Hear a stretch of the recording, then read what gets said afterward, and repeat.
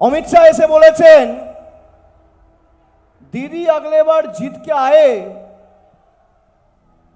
तो भाईपो का शासन होगा, अभिषेक बनर्जी प्रदेश चलाएगा, তাই নাকি?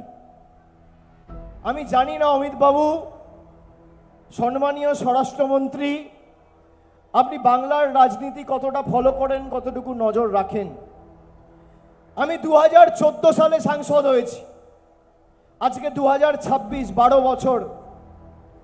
আমি আজ পর্যন্ত আমার লোকসভা কেন্দ্রের বাইরে আজ পর্যন্ত কোনো সরকারি অনুষ্ঠানে যাইনি।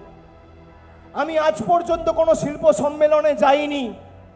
আমি আজ পর্যন্ত কোনো খেলায় যাইনি, কোনো মেলায় যাইনি।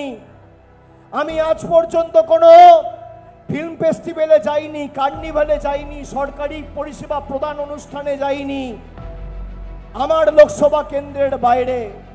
তার কারণ আমি জানি একজন জনপ্রতিনিধি হতে গেলে তাকে অনেক বাধ্যবাধকতা মেনে চলতে হয়।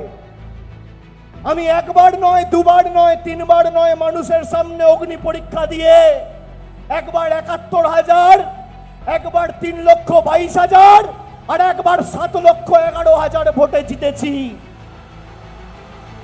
আমি জানতে চাই অমিত শাহ, আপনার ছেলে কোন অগ্নি পরীক্ষার দিয়ে আইসিসির প্রেসিডেন্ট হয়েছে মানুষকে বলুন। কোন অগ্নি পরীক্ষা দিয়েছে? বিসিসিআই সেক্রেটারি, আপনার দলের লোকেরা, সৌরভ গঙ্গোপাধ্যায়, বাংলার গর্ব, বাঙালির গর্ব, তাকে দালাল বলছে।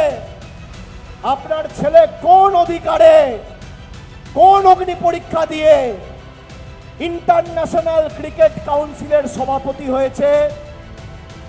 আমার লড়াই বাংলার মানুষ দেখেছে। প্রধানমন্ত্রী সভা করে এসে এখানে থ্রেট দিয়ে গেছিল, বলেছিল ভাইপোকে জেলের ভাত খাওয়াবো, পার্টি অফিস বন্ধ করে দেবো।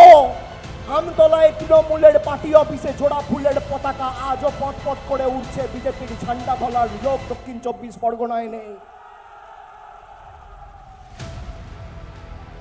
আপনার যদি বুকের পাটা থাকে আপনি আসুন মথুরাপুর জেলায়, একদিকে আপনি থাকবেন, একদিকে আমি থাকবো।